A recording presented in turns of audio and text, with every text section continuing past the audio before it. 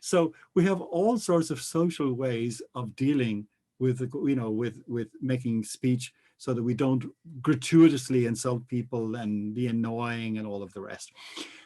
Yeah, but the problem with those who insist on legal enforcement is that when you bring in laws to regulate speech, it tends to crowd out other ways of doing it, and we see this phenomenon, by the way, in other areas as well. So when you bring in legal tender, of course, it crowds out, if you like, non-legal tenders or tenders that would have risen and so on. And that's the problem. So then it becomes sort of arbitrary, and so we have laws against defamation, right? And here it's awkward. I mean, I would think in the libertarian society there should be no such laws. And again, it doesn't mean that anything would go. There would be ways, in fact, if somebody made a claim that was false against you, which would have an effect, for example, on your ability to do business, you would have an agency, for example, that you could go to very quickly, who would look at the facts and then issue an authoritative pronouncement that they've looked at this and there's no grounds for that statement. I mean, what's the big deal? By the way, it wouldn't take 4 years as it would now in the courts to go through it, right? Okay, it would be really fast.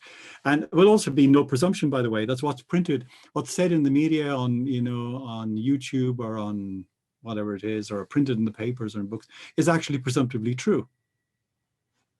Okay? And I think one of the advantages, one of the good things about social media is it has kind of loosened the grip of what you might call the kind of publication, I don't know what to call it, publication principle, which if something is published, there's a presumption that it must be true, because otherwise they would let themselves open to an action for defamation. But all sorts of crazy things are said on social media. If you've ever gone on YouTube, I mean, I never make it a point, I make it a point never to read beyond the 5th comment. They go off in tangents and then all the crazy people come in and so on. I mean, so I have no sympathy for people who say they're being bullied on social media. I go, what's happened? Does the switch not work on your apparatus? Right? Turn it off. Don't read it, okay? Crazy stuff. Yeah, so the point then is that speech is limited by factors, and the principal factor that limits and controls speech in a libertarian society is property. So in my house, I can say whatever I want. It can be vile. It can be awful. It can be atrocious. Not a good thing, by the way. I'm not advocating any of this, but it's my house.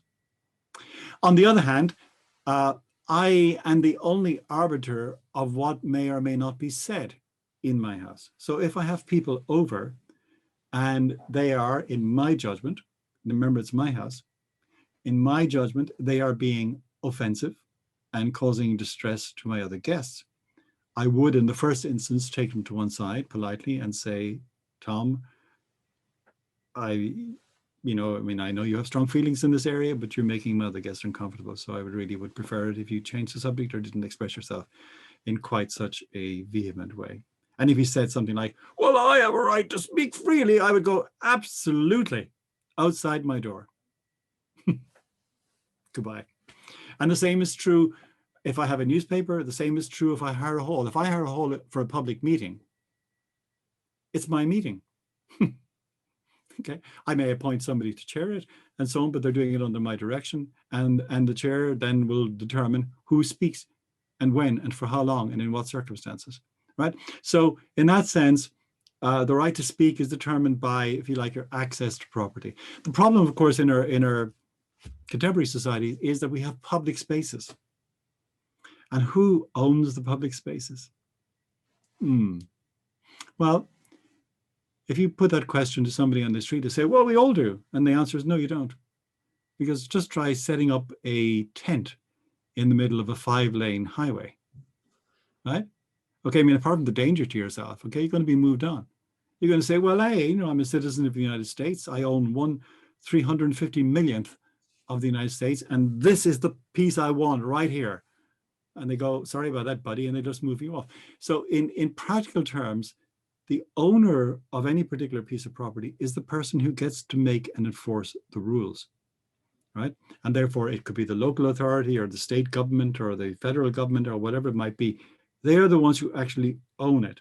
And the problem then is that you have competing parties, various parties, attempting to make use of that space Okay, and they can only do so with the permission of the authorities. That's when you get like people going on parades and demonstrations and so on. And so on. I mean, hey, if it's your property, you can have all the demonstrations you like. It's your property. They can have all the demonstrations they want. It's their property. Problem is when it's common, allegedly, okay, rather public, then it belongs actually to the authorities, and they're the ones who get to decide. But in a libertarian society, there wouldn't be any spaces like this. There would be common spaces, that's a different thing, but then we'd have rules for the use of that space. And private spaces, and you would be, the private owners would be the ones who determine how these are to be used. So there wouldn't be any problem about private speech.